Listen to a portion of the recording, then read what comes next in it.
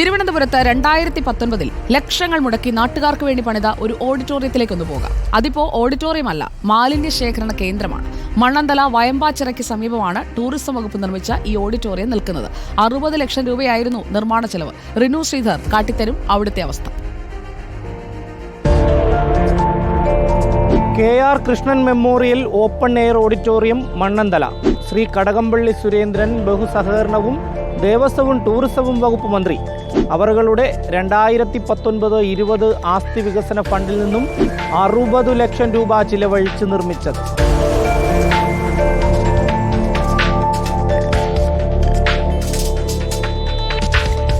തിരുവനന്തപുരം മണ്ണന്തലയിലെ വയമ്പാച്ചിറക്കുളത്തിന് സമീപം സംസ്ഥാന സർക്കാർ 2019 60 ലക്ഷം രൂപ മുടക്കി പണിത ഓപ്പൺ എയർ ഓഡിറ്റോറിയമാണിത്. ഇപ്പോൾ ഈ ഓഡിറ്റോറിയത്തിന്റെ അവസ്ഥ എന്താണെന്നല്ലേ നമുക്കൊന്ന് നോക്കാം.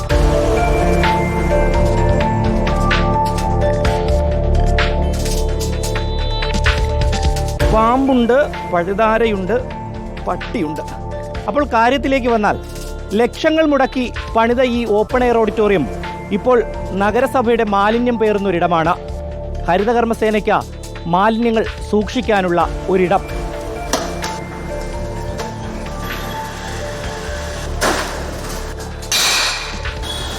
നാട്ടുകാർക്ക് വേണ്ടിയാണ് സംസ്ഥാന സർക്കാർ 60 ലക്ഷം രൂപ മുടക്കി ഇത്തരമൊരു പദ്ധതി കൊണ്ടുവന്നത്. അപ്പോൾ പിന്നെ നാട്ടുകാർക്ക് പറയാൻ എന്ത് എന്നുള്ളത് കൂടി കേൾക്കണം.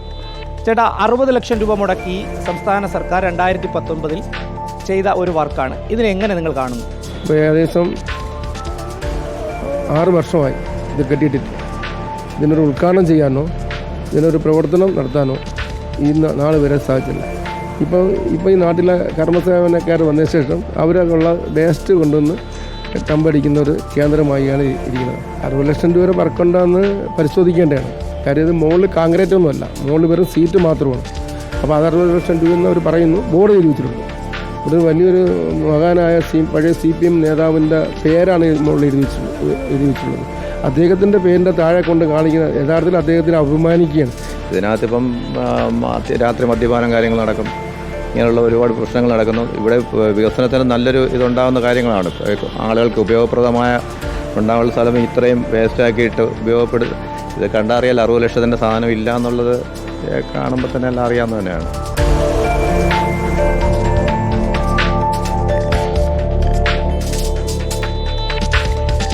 സർക്കാരിന്റെയും ഉദ്യോഗസ്ഥരുടെയും കെടുകാര്യസ്ഥതയല്ലെന്ന എങ്ങനെ പറയാനാകും? സാധാരണക്കാരായ ജനങ്ങളുടെ നികുതിപ്പണം പിരിച്ച ഇത്തരത്തിലുള്ള ഓരോ പദ്ധതികൾ കെട്ടിയുയർത്തും. ഇത് ജനങ്ങൾക്ക് ഉപയോഗപ്പെടുന്നുണ്ടോ എന്നുള്ളത് പിന്നെ ആരും നോക്കാറില്ല. 1ാം പിണറായി സർക്കാരിന്റെ കാലത്തെ ടൂറിസം വകുപ്പ് മന്ത്രിയാണ് ഇന്നത്തെ സ്ഥലം MLA.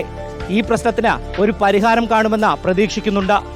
വീഡിയോ ജേർണലിസ്റ്റ് വിഷ്ണു ML-നൊപ്പം reporter Rinu Sreedhar, in reporter, Thiruvananthapuram. ഈ പ്രശ്നം പരിഹരിക്കുന്നുണ്ടോ എന്നറിയാൻ ഞങ്ങളും പിന്നാലെ തന്നെയുണ്ട്. ഇതൊന്നും ഇങ്ങനെ കിടന്നാൽ പോരാ, ഇതൊക്കെ ശരിയാകണം. ഇതൊക്കെ ശരിയാക്കാനാണ് നമുക്കൊരു സർക്കാർ സംവിധാനവും ഒരു ഭരണകൂടവും നമ്മൾ തെരഞ്ഞെടുത്തിരിക്കുന്നത്.